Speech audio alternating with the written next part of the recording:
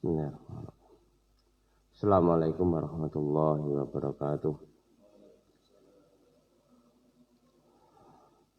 Alhamdulillahilladzi an'amana alaina bi ni'matil imani wal islam. Asyhadu an la ilaha illallah wahdahu la syarikalah. Wa asyhadu anna Muhammadan abduhu wa rasuluhu la nabiyya ba'dah. Allahumma salli wa sallim wa barik ala nabiyyina Muhammadin wa ala alihi wa ashabihi ajma'in, amma ba'd. Rabbi shrah li sadri wa yassir li amri wa hlul 'uqdatam min lisani yafqahu qawli. Mari kita mulai majelis ini dengan bacaan basmalah. Bismillahirrahmanirrahim. Alhamdulillah, pada pagi hari ini Allah masih memberikan kenikmatan kepada kita, kenikmatan untuk istiqomah di dalam menjalankan perintah-perintahnya, istiqomah untuk melaksanakan kebaikan-kebaikan, melahirkan amal-amal soleh. Mudah-mudahan itu semua menjadi pemberat mizan kita besok pada yaumul akhir. Jamaah yang dirahmati Allah,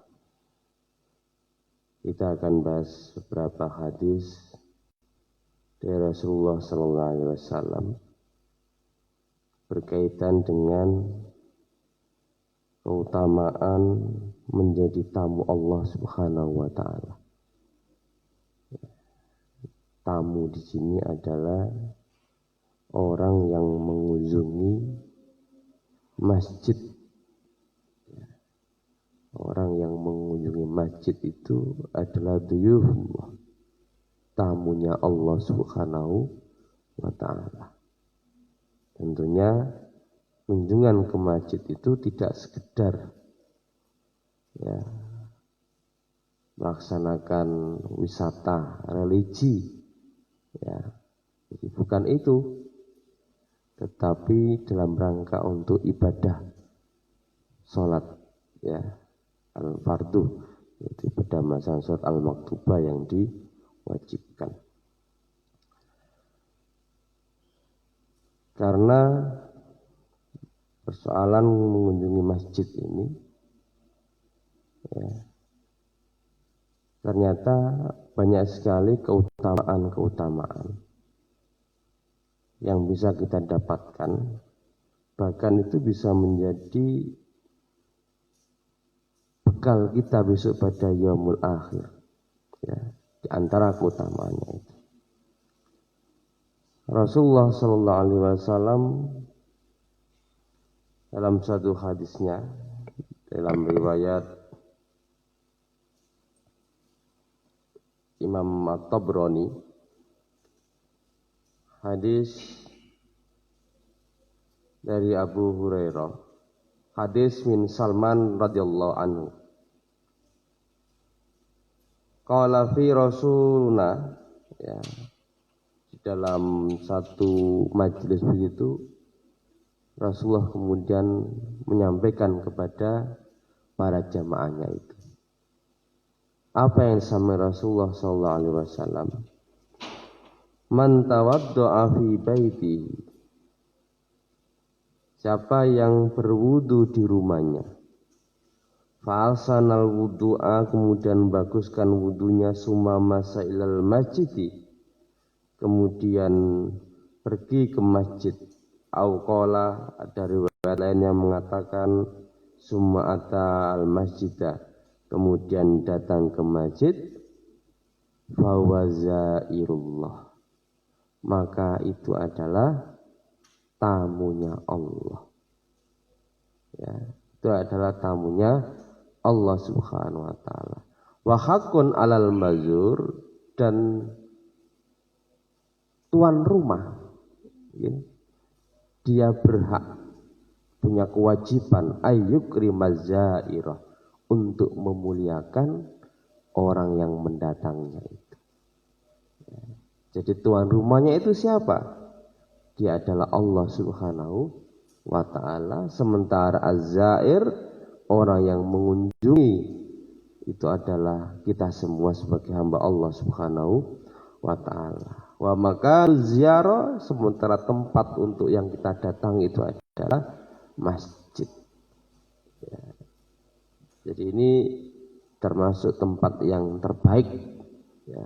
Kata Rasulullah, sebaik-baik tempat itu adalah masjid dan seburuk-buruk tempat itu adalah pasar. Ya, jadi kalau masjid kok masih ada tempat korupsi itu ya berarti tanda-tanda kiamat nih. Kemudian ada sifat yang lain. Ini perkataan dari sahabat Amr bin Maimun, ya, yang termasuk asar. Ya. Dikatakan oleh Amr bin Maimun, semoga Allah merahmati, kana ashabu Rasulullah sallallahu alaihi wasallam, adalah sahabat Rasulullah sallallahu alaihi wasallam, yaquluna, mereka berkata, inna buyutallahi fil ardil masajid. Sesungguhnya rumah Allah di muka bumi itu adalah masjid. Wa inna haqqa 'alallahi, dan sesungguhnya bagi Allah punya kewajiban ayyukrima man zaruhu fiha, untuk memuliakan siapa saja yang mengunjunginya. Ya. Ya, jadi diberikan kemuliaan oleh Allah Subhanahu wa taala. Diberikan berbagai macam jamuan ya atau suguhan oleh Allah Subhanahu wa taala, dan jamuan ini adalah jamuan yang terbaik bagi tamunya. Ya, jadi ini menjadi satu pelajaran agar kita ketika ada tamu, ya, itu supaya memberikan yang terbaik, memberikan jamuan yang terbaik kepada tamu yang datang ke tempat kita. Nah, Allah Subhanahu wa taala memberikan jamuan yang banyak, berbagai macam hidangan yang banyak, pemberian yang banyak kepada orang yang datang ke masjid. Ya. Di antara jamuan yang akan diberikan oleh Allah Subhanahu wa taala adalah orang yang datang ke masjid itu Allah menjanjikan apa? Surga. Ya. Allah menjanjikan surga bagi orang yang datang ke masjid. Tentunya di dalam riwayat yang tadi, kedatangannya itu tidak sekedar dia datang. Orang datang ke masjid itu kan saiki ono mung arep nguyu. Ya, arep BAB, arep pipis. Ya, kedatangan ke masjid itu dalam rangka melaksanakan ibadah-ibadah al-maktubah, ibadah-ibadah yang difardukan, yang diwajibkan oleh Allah Subhanahu wa taala. Di antara beberapa jamuan atau hidangan yang diberikan Allah Subhanahu wa taala kepada tamu yang datang kepadanya itu, Allah Subhanahu wa taala memberikan anurut tamu yaumal qiyamah, memberikan cahaya yang sempurna pada hari kiamat, di mana seorang hamba pada saat itu sangat membutuhkan. Jadi kita pada saat yaumul ba'ats itu, kita harus meyakini tentang adanya hari kebangkitan, di mana semua manusia akan dibangkitkan oleh Allah Subhanahu wa taala dengan satu tiupan. Ya, dari malaikat Israfil itu dengan satu tiupan. Semua manusia bangkit. Di dalam riwayat, ketika dibangkitkan kemudian digiring menuju mahsyar itu, kondisi manusia itu dalam keadaan dia tidak pakai sandal, ya, telanjang, suasana sangat gelap sekali. Begitu sampai di padang mahsyar, Suasana di padang mahsyar, matahari didekatkan kira-kira sampai 1 mil. Sehingga ada banyak orang kemudian dia tenggelam di dalam keringatnya karena amal perbuatan yang dilakukan di dunia. Jadi tergantung pada amalnya. Jadi cahaya pada yaumul qiyamah itu sungguh diperlukan. Kebutuhan manusia akan cahaya itu. Karena pada hari itu dzulmatan syadidatan, begitu sangat gelap. Ya. Sehingga dibutuhkan cahaya. Ya. Lebih-lebih ketika kita berada di sirat. Ya, orang mengatakan wat, ya. Jadi yang jembatan itu sekecil rambut dibelah 7 itu, sepiro itu cilik ini. Disebut dengan as-sirat. Dan hamba manusia itu sangat butuh tentang cahaya itu untuk bisa melihat jalan itu. Ya. Ini apa namanya? Maka Allah memberikan satu jamuan hibah, ya, hadiah kepada orang yang datang ke masjid Allah itu adalah an-nuru tam yaumal qiyamah, diberikan cahaya yang sempurna, ya, pada hari kiamat itu. Di dalam riwayat Sunan Ibnu Majah min hadisin Anas bin Malik radhiyallahu anhu, semoga Allah meridhai. Basyiril masya'ina fid dulami ilal masajid. Berikanlah kabar gembira orang-orang yang berjalan itu dalam kegelapan menuju masjid. Bin nuritami yaumal qiyamah, dengan cahaya yang sempurna pada hari kiamat. Ya, jadi waktu gelap itu kan fajar, isya itu waktu gelap. Tetapi kalau di perumahan ini kan terang, ya, nggak ada yang gelap. Tetapi tetap saja hadis ini motivasi, ya, agar kita ini dalam keadaan apapun itu tetap untuk bisa pergi ke masjid dalam rangka untuk memenuhi panggilan Allah Subhanahu wa taala, ya, untuk melaksanakan ibadah salat. Ya. Jadi diberikan cahaya oleh Allah Subhanahu wa taala. Berikan kabar gembira al-masya'ina fid dulami ilal majad.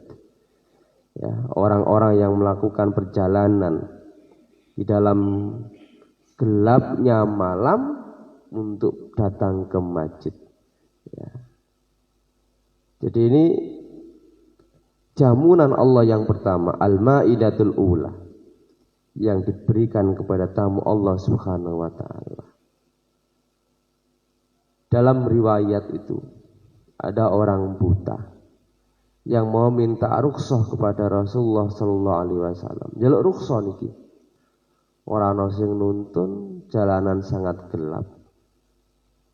Minta rukhsah supaya dia tidak datang ke masjid untuk melaksanakan salat jamaah bersama Rasulullah sallallahu alaihi wasallam.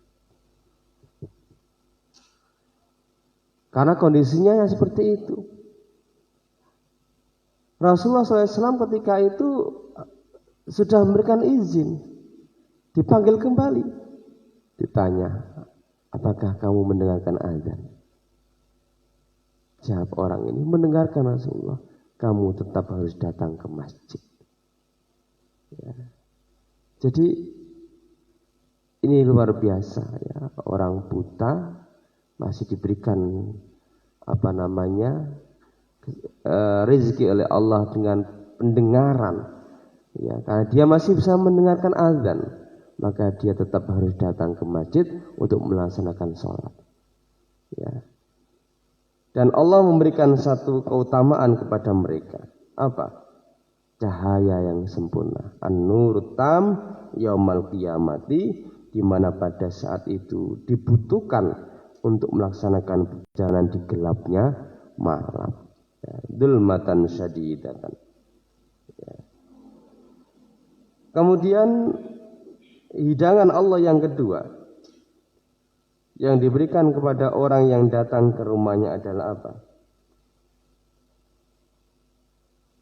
Tempat itu bisa menghapus segala dosa dan kesalahan-kesalahan yang dilakukan oleh seorang hamba.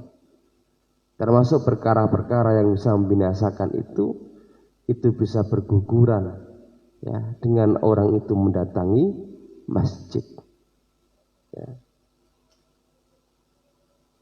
Maka setiap langkah ya, yang kita lakukan itu punya keutamaan, dinilai oleh Allah Subhanahu wa taala.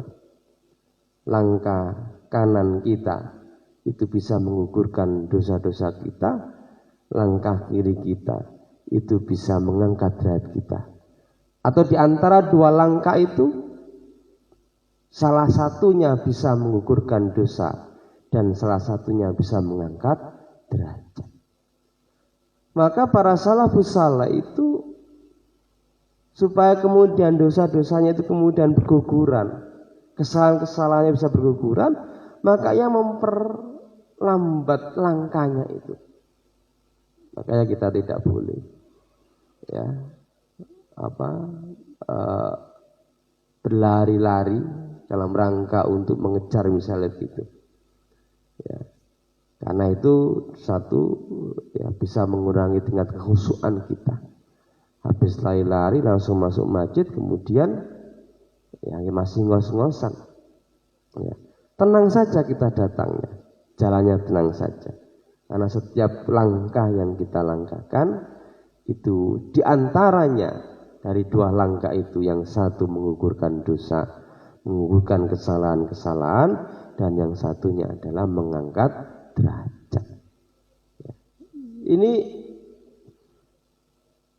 hadiah yang diberikan oleh Allah Subhanahu wa taala kepada orang yang datang ke ke rumahnya itu.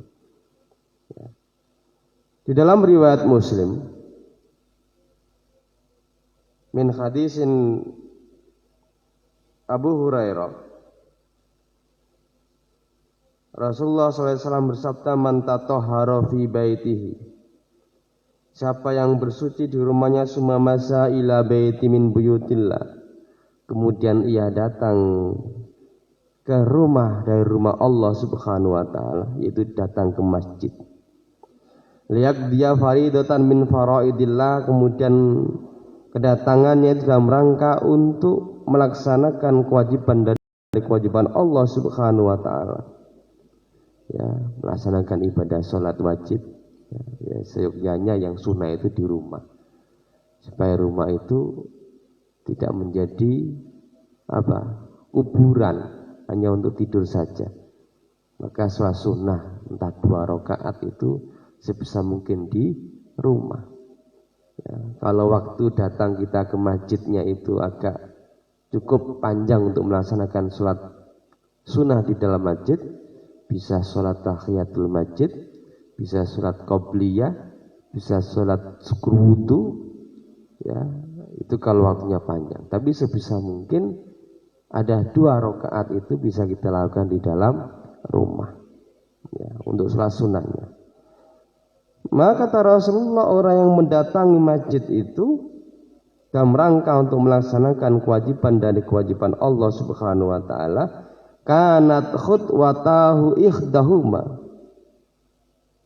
maka adalah di antara 2 langkah dari kaki kita itu, ya, takhudtu khati'atan, yang satunya bisa menggugurkan kesalahan-kesalahan, bisa menggugurkan dosa, wal ukhra tarfa'ud darajat, sementara yang lain bisa mengangkat derajat. Entah langkah yang kanan, entah langkah yang kiri, di antara 2 langkah yang ada dalam diri kita itu, dalam kaki kita itu yang satu menggugurkan dosa-dosa, yang satu mengangkat derajat kita. Ya, kita ini kan manusia, bukan malaikat, sehingga potensi dosa itu tetaplah ada di dalam diri kita, entah dosa yang kita sengaja maupun tidak kita sengaja. Maka dikatakan Rasulullah, kullukum khata'un. Setiap kamu itu mesti melakukan kesalahan. Mesti melakukan kesalahan. Ya, wa khairul khata'in, dan sebaik-baik orang yang melakukan kesalahan itu adalah at-tawwabin, melakukan pertobatan. Ingat kepada Allah Subhanahu wa taala. Ya, lalu kemudian lupa lagi, ya, ingat lagi, lupa lagi, ingat lagi. Ya, itu manusia. Maka iman kita itu kan kadang yazid, kadang yangkus, kadang naik, kadang turun, kadang naik. Nah, itu kan manusia. Ya, kalau para nabi itu terus naik, sementara kita ini naik turun. Yang bisa kita lakukan bagaimana kemudian bisa stabil. Ya. Jadi ini jamunan Allah Subhanahu wa taala yang diberikan kepada hambanya yang mendatangi rumahnya dalam rangka untuk melaksanakan kewajiban, melaksanakan sholat maktubah. Maka Allah memberikan apa? Setiap langkah yang dilangkahkan itu, yang satu menggugurkan dosa-dosa dan yang satu mengangkat derajat kita. Ya. Ini jamunan Allah Subhanahu wa taala yang kedua. Ya, maka sebenarnya sudah disiapkan. Ya. Jadi upaya-upaya untuk menggugurkan dosa itu banyak. Sakit itu juga bisa, ya, sakit itu diantara fadilah, keutamaan orang sakit itu dia bisa menggugurkan dosa, tamhud dunub, bisa menggugurkan dosa-dosa. Asalkan ketika sakit itu tidak banyak berkeluh kesah. Ya, diterima dengan sabar apa yang dia alami sembari berikhtiar. Ikhtiarnya bisa dengan berdoa kepada Allah Subhanahu wa taala. Ikhtiarnya bisa dengan ke medis. Itu bagian dari ikhtiar. Yang penting tidak berkeluh kesah. Ya. Kemudian dalam riwayat At-Tirmidzi min hadis Ibnu Abbas radhiyallahu anhu, hadisnya sangat panjang sekali, tetapi di kitab ini diambil sebagian. Kata Rasulullah, wa fi naqlil aqdami ilal jamaati, bergeraknya kaki, ya, pindahnya kaki, naqlil aqdam, qadam, ya, qadamaini itu tumit, bergeraknya kaki ilal jamaati, yakni ilal masjid, dalam rangka untuk berjamaah ke masjid. Ya, kita semua bapak-bapak dari rumah menuju Mujahidin ini, Masjid Mujahidin ini. Ya, geraknya itu menuju ke masjid. Kemudian sebelum berangkat isbaghul wudu'i ilal makruhat. Sebelum berangkat ia menyempurnakan wudunya di waktu-waktu yang tidak disukai. Ya, subuh itu kan waktu yang nggak disukai, yang anyes. Sekalipun anyes nggak disukai itu tetap kita isbaghul wudu, wudunya disempurnakan. Ya. Bukan karena anyes kemudian saya tidak, tetap sempurna, disempurnakan isbaghul wudu. Kemudian wantidaru sholatu ba'da sholat, kemudian menunggu sholat. Ya, berarti datangnya harus sebelum. Ya, jangan sampai telat. Wa man yukhafid alaihinna, siapa yang bisa menjaga dua hal itu, menyempurnakan wudhu pada waktu yang enggak disukai, kemudian dia menunggu sholat, ya. Siapa yang bisa menyangga dua itu, asya bi khairi, Allah akan memberikan kehidupan yang baik di dunia ini. Ya, semua orang kan pengen hidup yang baik, hidup yang enak, hidup yang tenang. Itu semua orang, gak ada orang yang ingin hidup susah itu. Cuma Allah sudah memberikan itu, tapi tidak banyak orang yang melakukan. Inginnya hidup tenang, tetapi wasilah sarana-sarana yang sudah disediakan itu gak dilaksanakan. Ya, jamaah rahimakumullah. Oh, sekelas awake dhewe itu kan ya siapa kita? Orang seperti apa? Maryam yang melahirkan Isa alaihissalam itu saja kan mestinya Allah itu cukup untuk menggugurkan korma atau menggugurkan sesuatu yang menjadi sandaran itu. Itu saja Allah memerintahkan supaya menggoyangkan agar buah itu jatuh. Ya bahasa sing agak rondok kritis itu gini. Apa sih susahnya Allah langsung memberikan kepada Maryam agar kemudian buah itu segera dimakan. Begitu pula kepada Hajar. Ya, ketika Hajar yang nangis karena perbekalannya sudah habis, air susunya kemudian Nabi Ismail yang menangis karena perbekalannya sudah habis, sementara air susu Hajar itu sudah tidak keluar lagi. Susahnya apa Allah memberikan sesuatu kepada kekasihnya? Ini kan calon nabi, ya. Kok kemudian Hajar harus naik ke Bukit Sofa, turun lagi ke Marwan, naik terus sampai 7 kali. Ya. Itu tujuannya apa? Agar orang itu untuk mendapatkan sesuatu itu harus dengan ikhtiar. Padahal ini kekasih Allah Subhanahu wa taala. Apa susahnya bagi Allah memberikan yang terbaik? Ya, kok sampai harus 7 kali naik sofa, turun lagi, naik lagi ke Marwah terus sampai 7 kali. Yang kemudian menjadi manasik dalam ibadah haji itu. Itu mengajarkan kepada kita Hajar itu, ya Maryam itu, agar untuk mendapatkan sesuatu itu dengan ikhtiar. Lah, orang itu ingin hidup tenang, ingin hidup enak.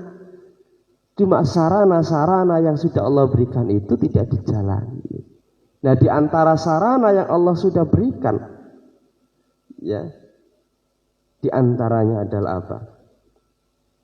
Menyempurnakan wudhu di waktu yang tidak disukai, kemudian menunggu sholat, dijaga itu dengan istiqomah itu. Maka Allah memberikan asabi khairin, hidup yang baik. Ya. Wa mata bi khairin, mati yang baik, berarti husnul khatimah. Ini janji-janji Allah Subhanahu wa taala. Wa kana min dunubihi kayaumin waladatu ummuhu, dan adalah baginya dosa-dosanya pada hari itu sebagaimana ia dilahirkan, ya hilang, ya pada saat ibunya melahirkannya. Berarti menjadi fitrah dia, menjadi suci kembali. Ya, ini janji Allah Subhanahu wa taala. Bahkan di dalam ayat yang lain, ya surat apa itu? Man amila sholihan min dzakarin aw unsa wa huwa mu'minun falanuhyiyannahu hayatan thayyibatan. Siapa yang beramal soleh, laki-laki atau perempuan, dan dia mukmin, falanuhyiyannahu hayatan thayyibatan. Ini ada lam tauhid, ada nun tauhid, itu menunjukkan kepastian. Pasti kami akan berikan penghidupan yang baik di dunia ini. Ya. Tapi dilakukan dulu itu, beramal solehnya itu. Walanazyanahum ajrom bi'asani ma kanu ya'malun, dan pasti kami akan memberikan balasan yang lebih baik dari yang mereka kerjakan di akhirat. Itu janji Allah Subhanahu wa taala. Ya, maka ya, jamaah rahimakumullah, kalau kita ingin hidup yang baik, asabi khairin wa mata bi khair, mati yang baik, maka lakukan 2 hal yang disampaikan Rasulullah SAW. Isbagul wudu'i fil makruhat wa intidarus sholati ba'da sholat. Menyempurnakan wudhu di waktu yang tidak disukai dan menunggu sholat setelah sholat itu. Nah, ini sarana yang sudah Allah berikan kepada kita semua, dan ini menjadi jamuan Allah, hidangan Allah yang diberikan kepada hambanya yang mendatangi masjid. Kemudian yang ketiga, al-maidatus saniyah, orang yang mendatangi masjid untuk melaksanakan sholat maktubah itu, melaksanakan sholat fardu, sholat wajib itu, maka malaikat akan mendoakan seorang itu selama ia berada di tempat duduknya. Wal malaikatu yusholluna ala ahadikum madama fi majlisi. Malaikat itu akan mendoakan orang yang berada di masjid itu selagi ia berada di tempat duduknya. Iki sing ndonga malaikat. Makhluk Allah yang senantiasa tunduk patuh kepada Allah Subhanahu wa taala, itu sudah pasti kabul. Nyawa dhewe ndonga mungkin. Ya. Apa yang disampaikan malaikat kepada orang yang datang kepada masjid, ya, untuk melaksanakan sholat, yaquluna Allahumma ighfir lahu, ya Allah ampuni dia. Ya, ampuni dia. Allahumma arhamhu, ya Allah berikan rahmat dia. Allahumma tub alaihi, dan berikan terimalah taubatnya dia. Ini doa malaikat kepada seorang yang mendatangi masjid untuk melaksanakan salat selagi kita masih berada di tempat duduk kita di majlisihi. Maka malaikat mendoakan yang demikian tadi. Allahumma firlahu, Allahumma arhamhu, Allahumma tub alaihi. Ya. Ini termasuk hidangan yang Allah berikan kepada tamunya itu. Ya, didoakan para malaikat. Ya. Kemudian di dalam riwayat yang lain, ya, atau hidangan-hidangan Allah yang lain yang diberikan kepada hambanya yang melaksanakan salat maktubah di dalam masjid. Dalam riwayat Sunan Abi Dawud min hadisin Umamah radhiyallahu anhu, yaqulu sallallahu alaihi wasallam man kharaja min baitihi mutatahhiran. Siapa yang keluar dari rumahnya menuju masjid dalam keadaan sudah bersuci, sudah berwudu, ila salatin maktubatin, untuk melaksanakan salat fardu, salat yang diwajibkan, fa ajruhu ka ajril haji muhrim, maka pahalanya seperti pahala haji ketika dalam keadaan ihram. Ya, kullu faridah, ini semua kewajiban. Ya. Jadi sebisa mungkin ketika ada masjid yang terdekat, ya kita sholat masjid. Di kantor juga sama. Ya, ketika ada masjid yang terdekat, kita datang ke masjid. Tujuannya satu, memakmurkan juga. Ya, yang kedua, ya kalau kita sholat jamaahnya lebih banyak, maka itu termasuk yang dicintai oleh Allah Subhanahu wa taala. Ya, kalau di kantor itu ada masjid, musola, ya misalnya di situlah kita melaksanakan sholat jamaah itu. Wa man kharaja ila tasbihid duha. Siapa yang keluar ila tasbih, untuk mensucikan Allah ad-duha pada waktu duha, dan mengatakan untuk melaksanakan sholat duha. Ya, sholat duha itu sholat sunnah. Ada yang meluzumkan, ada yang mendawamkan, ya terus menerus. Tetapi kalau di dalam kitab Al-Ghunyah karya Abdul Qadir Jailani itu, saya menemukan bahwa ada pembahasan apakah duha itu dilakukan dawam terus menerus atau tidak. Ya, jadi karena beberapa sahabat itu tidak melaksanakan itu 100 menerus karena khawatir itu menjadi wajib. Itu ada pembahasan tentang itu. Ya. Bagi yang mencoba mendawamkan, ya meluzumkan terus menerus istiqomah, ya nggak apa-apa. Ya. Jadi orang yang kemudian melaksanakan salat duha itu la yansibuhu illa iyahu, tidak ada niatan lain kecuali iyahu, dalam rangka untuk melaksanakan itu. Fa ajruhu ka ajril mu'tamir, maka pahalanya seperti pahala orang yang umroh. Ini ku duha. Ya. Ini ku salat duha. Ya. Maka ini seperti, ya tentunya kalau lebih baiknya ya bisa haji dan bisa umroh akan mendapatkan tapi ini seperti, ya pahalanya seperti orang yang melaksanakan umroh. atau seperti orang ibadahnya pahala seperti orang yang melaksanakan haji. Ya, tentunya ya kalau bisa ya yang haji, ya kalau bisa ya umrah itu. Ya, ini mawaidah. Ya, ada jamuan-jamuan Allah Subhanahu wa taala yang diberikan oleh Allah Subhanahu wa taala kepada hambanya, kepada orang yang memakmurkan masjidnya dengan berzikir, dengan sholat, dengan tilawah membaca Al-Quran. Ya, maka Allah memberikan apa? Nurut tam, memberikan cahaya yang sempurna. Allah menggugurkan dosa dan kesalahan-kesalahannya. Allah, para malaikat itu mendoakan kepada hamba tersebut. Dan yang keempat, Allah memberikan pahala sebagaimana pahala haji yang sedang ikhram dan pahala umrah. Ya, ini apa namanya? Jamuan Allah kepada orang yang datang ke rumahnya, yaitu masjidnya. Riwayat yang terakhir yang ingin saya sampaikan masih di dalam Sunan Abi Dawud, hadis dari Abi Hurairah. Yaqulu sallallahu alaihi wasallam, man tawadda'a fa ahsana wudu'ahu summa raha. Siapa yang berwudu kemudian membaguskan wudunya, kemudian ia datang ke masjid. Bahwa jadan nasa qad sallu, kemudian ia mendapati manusia itu sudah selesai sholatnya. Ya mungkin karena keselen gitu, kemudian tidurnya sampai kebablasan sehingga kemudian mendekati sekali Pak Agusnya sudah komat. Ya, omahe rontok pojok mereka.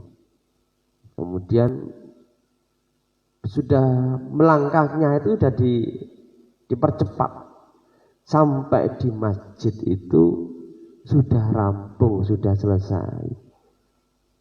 Ya. A'tahullahu jalla wa azza misla ajri man shallaha wa hadaraha. La yanqusu dzalika min ajrihim syai'an. Allah tetap memberikan kepada orang itu seperti pahala orang yang sholat dan yang hadir, tidak mengurangi sedikit pun dari pahala mereka. Coba, ini rahmat Allah. Ini asalkan wong biasa jamaah.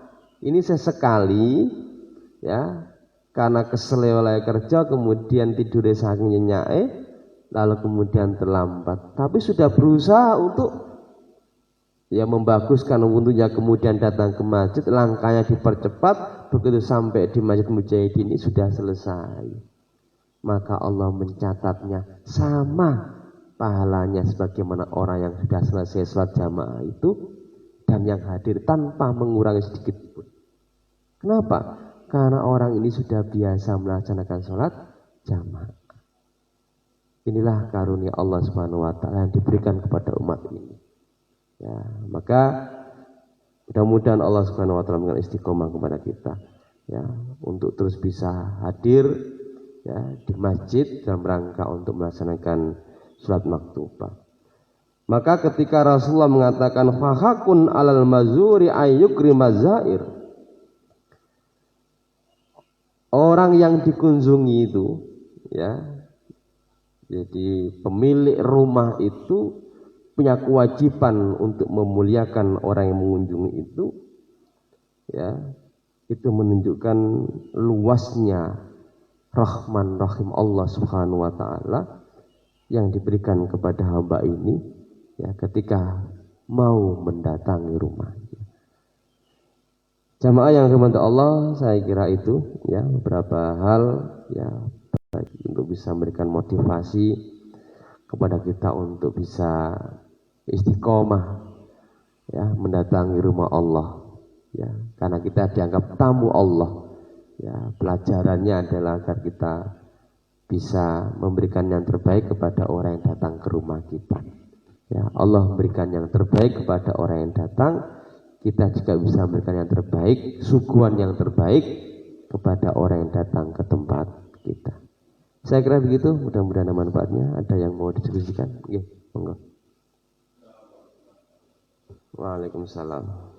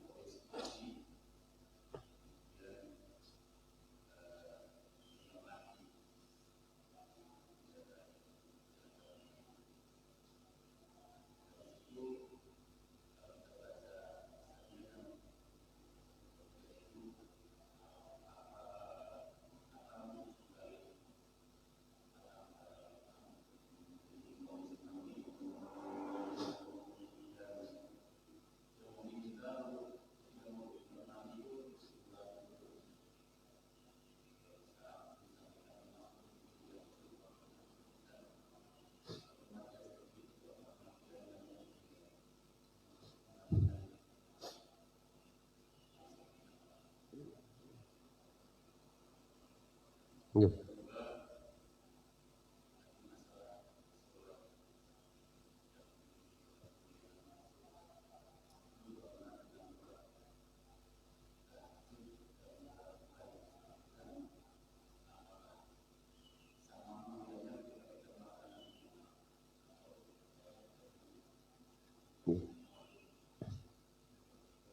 Jadi sebesar apapun dosa hamba itu, selagi ia mau bertobat kepada Allah Subhanahu wa taala dengan taubatan nasuha, maka Allah akan mengampuni dosa-dosanya.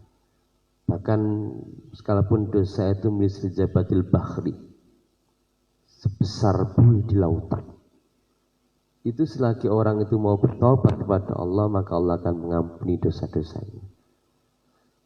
Ya. Jadi misalnya yang beberapa kali saya sampaikan tentang kisah seorang yang membunuh sampai 100. Kalau Freddy niku kan mengedarkan narkoba, ya juga mungkin juga membunuh, ya membunuh masa depannya dan macam-macamnya. Ya, tapi bisa jadi ketika dia mengedarkan dan yang kemudian yang membeli itu bisa sembuh kan, berarti bisa normal lagi. Tapi ketika membunuh dan mati sudah tidak bisa kembali lagi. Ini membunuh satu orang saja itu dianggap oleh membunuh semua manusia. Ini membunuh 100. Ya, ini kisahnya sangat terkenal di dalam Riyadhus Shalihin. Bisa jenengan yang punya kitab Riyadhus Shalihin. Hadisnya sangat panjang. Ya, ketika membunuh 99 orang itu, orang ini sudah minta, kalau saya tobat itu kira-kira tobat saya diterima apa tidak? Sudah tanya kepada orang alim, pada ustadz itu, kira-kira begitu. Oh, enggak bisa. Dosamu sudah terlalu besar. Ya kan? Ini kan orang yang biasa. Kamu enggak bakal diterima tobatnya. Enggak bakal diampuni. Loh, Allah itu Maha Pengampun kok. Enggak boleh kita menyandarkan sesuatu kepada Allah padahal Allah itu punya apa? Ghafur. Ya, jadi Allah itu pasti mengampuni ya dosa seorang hamba itu. Akhirnya kemudian karena nggak bisa dibunuh sekalian, sehingga kemudian lengkap 100 orang. Coba berapa? Kalau satu orang saja membunuh seperti membunuh seluruh manusia. Ini membunuh 100 orang. Datang lagi lah kepada orang yang lebih alim dari yang pertama. Kalau saya tobat itu, saya diterima enggak tobatnya oleh Allah? Orang ini alim, lebih alim daripada yang pertama tadi. Diterima. Allah itu Maha Ghafur, Maha Pengampun kepada hamba-hambanya. Ya, walaupun dosa itu seperti zabatil bahri itu, seperti buih di lautan itu. Orang ini sebenarnya belum melakukan aktivitas apapun kecuali hanya hijrah, pindah tempat. Misalnya dari ini Madukoro mau menuju ke kota gitu ya. Itu disuruh pindah. Ya, mungkin tempat yang dia diami itu banyak kemaksiatan sehingga kemudian dia tetap terpengaruh dari tempat itu. Suruh pindah dia. Begitu melakukan perjalanan belum sampai kepada tempat yang ditujukan kepada orang alam ini sudah meninggal dunia. Malaikat berebut. Malaikat dan malaikat itu berebut. Ini bagianku ini. Ini masuk neraka orang ini. Sudah membunuh 100 orang. Belum melakukan amal apapun. Tapi penjaga surga mengatakan, enggak, ini bagianku. Walaupun orang ini belum melakukan apapun, tetapi sudah ada keinginan yang sangat kuat untuk bertobat. Dengan cara apa? Hijrah dari satu tempat yang buruk kepada tempat yang lebih baik. Ini malaikat ini berdebat ini. Allah yang menghakimi, ya, yang memutuskan, ya. Lalu kemudian di dalam riwayat itu buminya didekatkan kepada tempat yang kematian tadi itu, ya, sehingga kemudian antara tempat yang dituju oleh si pemuda tadi itu lebih dekat, ya, kepada tempat kebaikannya daripada yang pemilik malaikat yang penjaga neraka. Akhirnya orang ini kemudian masuk surga. Ini ya, jadi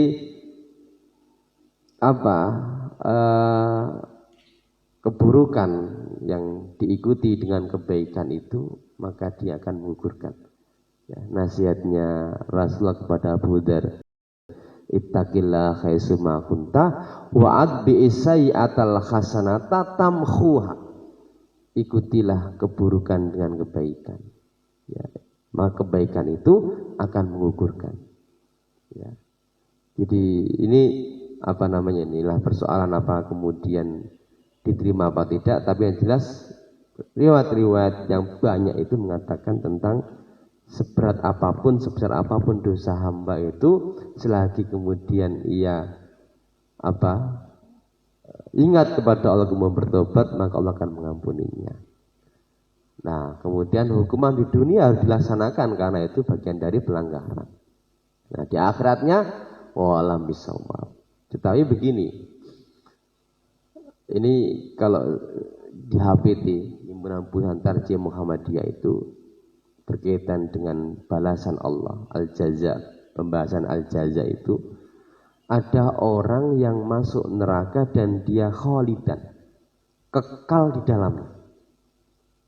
Ya, mereka adalah al-kafir dan al-musyrik. Jadi kekal di dalamnya, mereka adalah kafir dan musyrik. Yang kedua, ini menurut matan redaksi di dalam HPT itu, orang yang masuk neraka dan dia keluar dari neraka, dimasukkan ke neraka dulu, tapi kemudian keluar. Kenapa? Mungkin masih ada cahaya keimanan di dalam dirinya. Ini ya, syafaat dari Rasulullah, inna syafaati min kabairil, ya, dari orang-orang yang dosa dari umatku itu. Ya, jadi ini syafaat Rasulullah. Mereka siapa? Orang beriman tetapi al-bahasa di APT itu al-mu'minuna al-ashuna, orang-orang mukmin yang durhaka. Ya, jadi dimasukkan surga dulu, disucikan. Makanya di antara, ini menurut ulama Hanafiyah, di antara alat bersuci itu adalah api.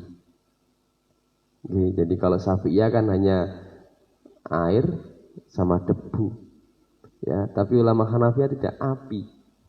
Api itu bisa mensucikan. Makanya begini kalau dalam bahasan fikih ini, batu bata yang terbuat dari benda najis, ya, itu kan tetap najis mestinya. Tetapi kenajisannya itu bisa hilang dengan cara dibakar. Maka membuat batu bata kan dibakar. Ulama Syafi'iyah tetap najis walaupun kena terbangan kena abunya, ya. Tapi ulama Hanafiyah tidak, ya. Itu api bisa mensucikan sesuatu yang najis. Wong dosa saja itu bisa hilang dengan dimasukkan ke neraka kan, baru kemudian dia bisa keluar dari neraka. Ya, ini yang pertama. Jadi Walam berkaitan dengan itu, ya. Kemudian yang kedua, salat tahajud atau salat duha itu memang banyak keutamaan. Kalau tahajud itu dalam ayat surat Al-Isra itu wa minal laili fatahajjat bihi nafilatan lak. Asa ayat asa karabuka maqama mahmuda. Di antara keutamaan orang melaksanakan tahajud itu adalah Allah akan memberikan maqama mahmuda, kedudukan yang terpuji, kedudukan yang mulia. Nah, apakah pelaksanaannya itu di mana? Memang tadi saya katakan sholat sunnah itu sebaiknya di rumah. Kecuali sholat sunnah yang mengharuskan untuk jamaah.